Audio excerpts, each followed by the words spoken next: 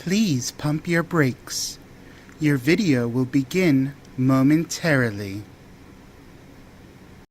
Hi everyone, and welcome back. Today's Friday, so that means it's time to celebrate some birthdays. And you know me, I'm one for a party, so let's just go ahead and start celebrating. Celebrating their 5th birthday today, we have The Internship, starring Vince Vaughn and Owen Wilson, which was directed by Sean Levy, who did Real Steel and the Night at the Museum trilogy. And we have The Purge, starring Ethan Hawke, which was directed by James DeMonico, who directed Purge 1, 2, and 3. I've seen both of these movies. The Internship, I remember that it was pretty unmemorable. Vince Vaughn, Owen Wilson lose their jobs. They're looking for something to do. They end up getting an internship at Google, and they're the old guys who aren't really tech savvy but have world experience. So they kind of take all the youngins under their wing to teach them how the world works, and the youngins kind of teach them how technology works. I remember seeing the movie, as I said, but I don't remember laughing hysterically or anything like that. It was just another movie. The Purge. The movie is less than an hour and a half long. I saw it because, people were always like, oh, you have to see this movie, you have to see this movie. I checked it out because the new one is coming out in July. And I don't know, it didn't do anything for me. Ethan Hawke and his family are, in their house. They're very wealthy. They're celebrating the Purge. They're going to, watch some Purge events on TV. And, their son sees some guy outside who's about to be attacked and brings the guy into their house. Well, the attackers show up and say, hey, give him to us and you can go, or we'll come in and kill you all. So that's really the movie. It's just them in the house, people trying to get in, and a lot of killing. Nothing great, nothing special.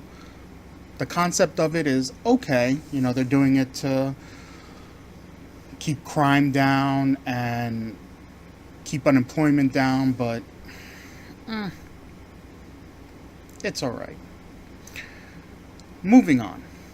Celebrating their 10th birthday today. Well, this week. Wow, this makes me feel old. You have You Don't Mess with the Zohan, starring Adam Sandler and John Turturro.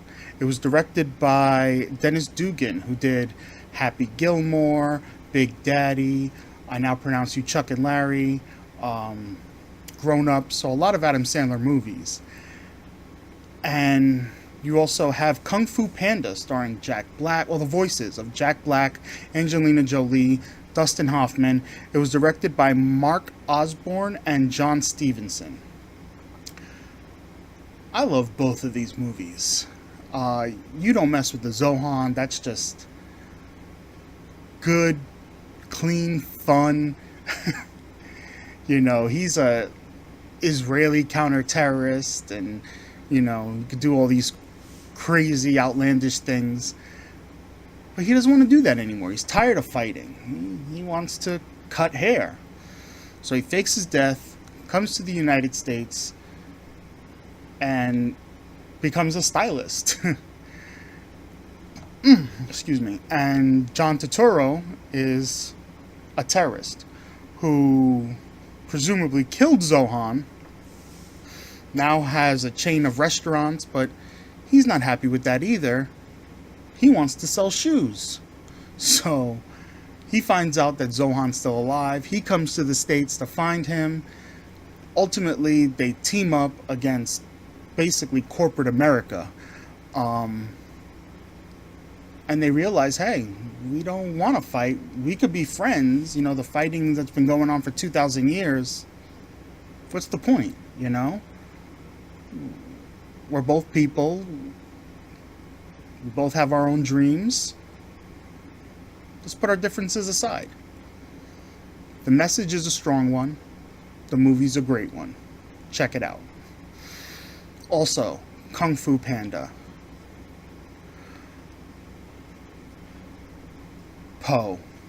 Panda, wants to do Kung Fu.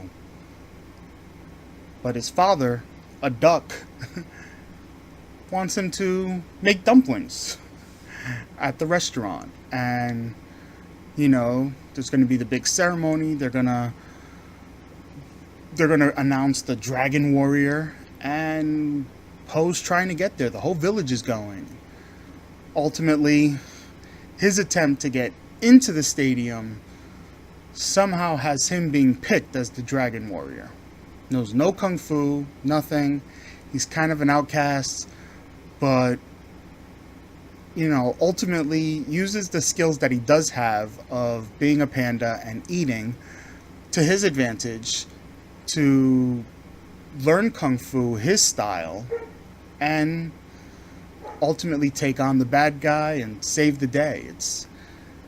It was such a great movie. Had, 2 more sequels that came out with them. Those are great. All the movies are great. Check them out. The voices are amazing. Great movies.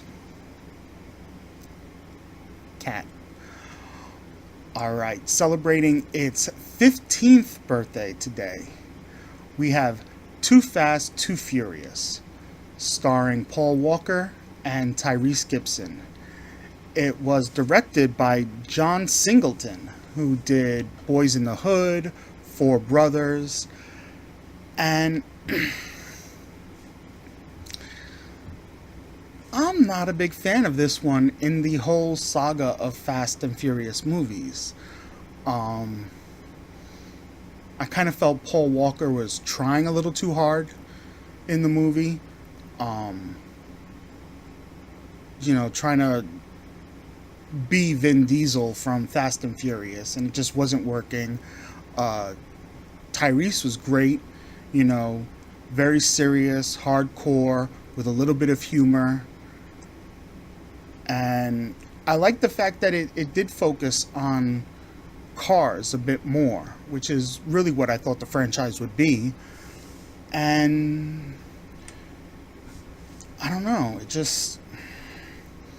the story was there, the cars were amazing, but it's just another movie. It's like Tokyo Drift. It's just kind of there.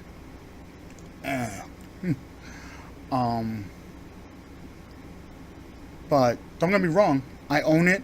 If it's on, I'll watch it. But form your own opinions. If you haven't seen it, check it out. If you have, let me know what you think in the comment section. Celebrating its 20th birthday this week, we have The Truman Show. Jim Carrey, Ed Harris. It's directed by Peter Weir, who did Witness and Master and Commander. And what a concept, Truman's born, and right away this company basically almost buys him, so to speak. And they film every aspect of his life as he grows up. And now here he is, an adult. And slowly he starts to realize, hey, wait a minute, what's going on? Like, he tries to leave town, and there's, all of a sudden a traffic jam.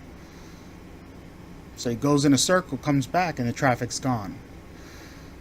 And, he gets into a fight with his wife, and she screams for help, and all of a sudden his best friend comes to the door. And he starts to put the pieces together. He realizes, I'm being filmed.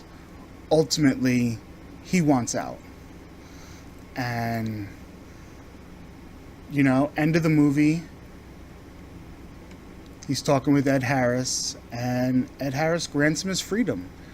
And Truman exits and goes to live his real life now. But it's good. It's got its comedy, Jim Carrey, comedic genius, Ed Harris, amazing actor. So definitely, if you haven't seen this one, it's been out for 20 years.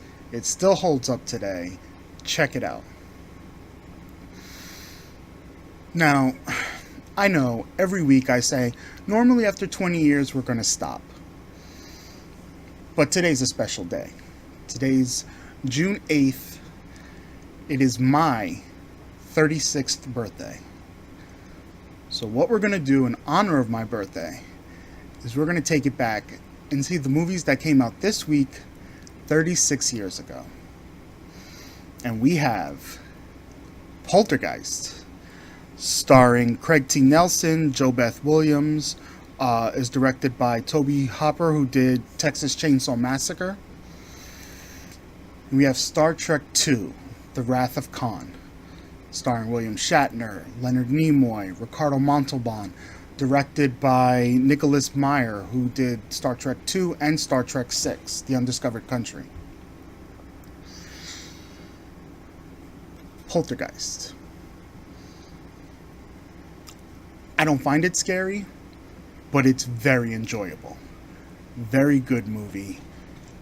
The house is built on old Indian tribal burial ground, and now it's possessed by poltergeists.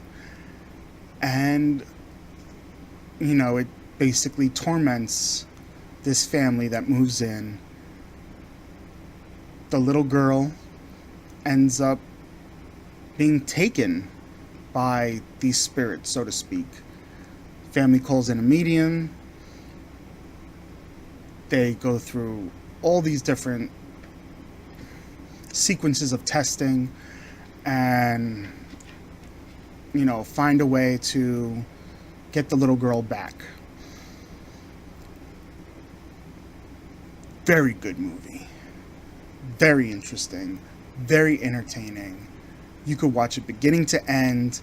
Never gets old. If you haven't seen this one, and I don't mean the remake that they did, I mean the original 1982 Poltergeist. If you haven't seen it, please check it out.